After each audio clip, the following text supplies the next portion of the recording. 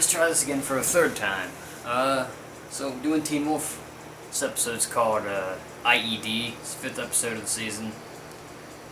And so I'm gonna go. I'll introduce the very beginning of the episode, and then I'll go through each character's individual stories over the course of the episode. So the beginning of the episode starts off with a young beta named Carrie who is running from Violet, the female assassin who we met in the last episode.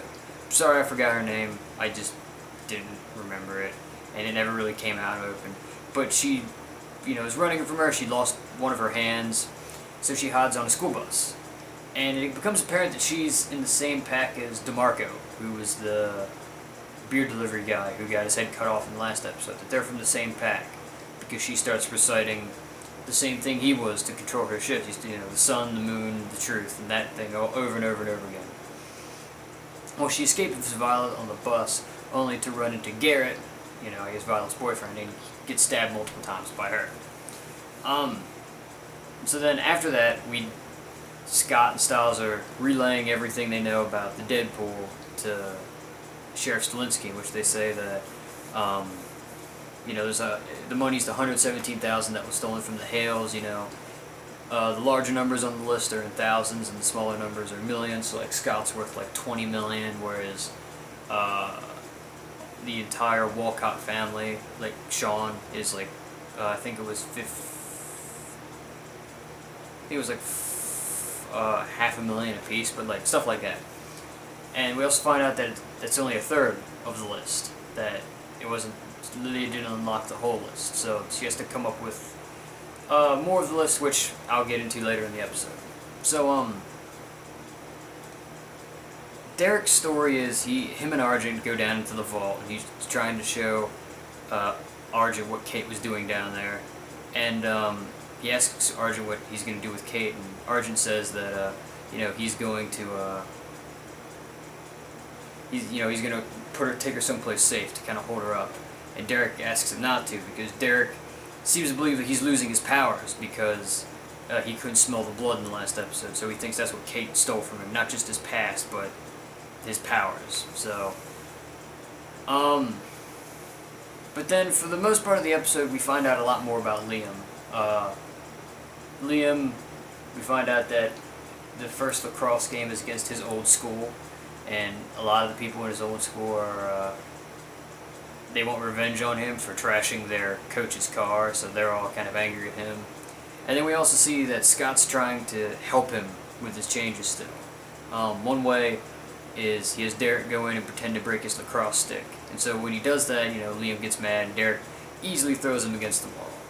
And then he's told by Scott, just go to class.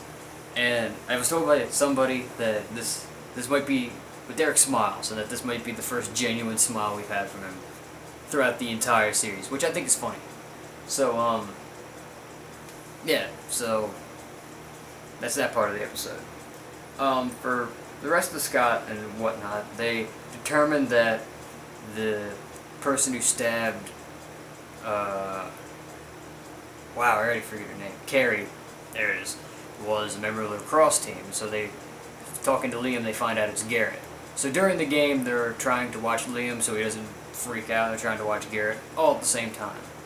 And it turns out that Kira scores a goal, and and so there's a huge pileup at one point. Both Kira and Liam are put on the bench for various reasons, but then there's a huge pileup in the middle of the field, and Scott, thinking Liam's a target, checks to see if he's nicked, but he wasn't, so they're trying to figure that out.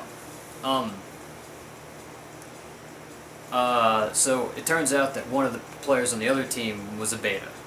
And so then he's crawling around in the back locker room, and Violet goes in, and it looks like she kills him by strangling him. Basically, what ends up happening after that is Scott goes in to check on him. It turns out he's alive, and Violet tries to kill him. He's like, oh, you're worth a lot of money. But it doesn't faze Scott. He just breaks the thermocut wire and chokes her and knocks her out against the wall. He might have killed her. I don't know, but I am going to assume she's knocked out because it's Scott. And then the only other two parts majorly of the episode is we follow Lydia. Lydia's trying to figure out how the next cipher. So she's kind of going crazy about it. So the next thing that she does is she calls Meredith to get help. 1 second.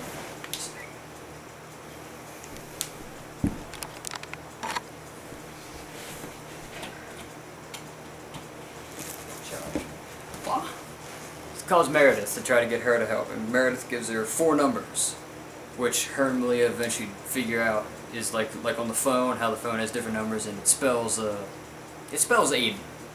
And so she gets another third of the list, which has Kate Argent and Deputy Parrish. So we know Deputy Parrish is some form of supernatural.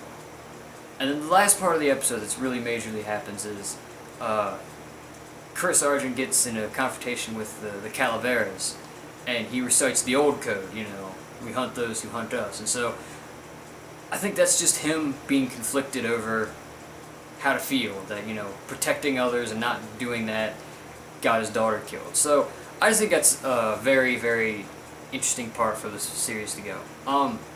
If I had to guess what the third half of the cipher was a name, I'd probably either say it's Boyd or Erica, because it seems like it's people that have died.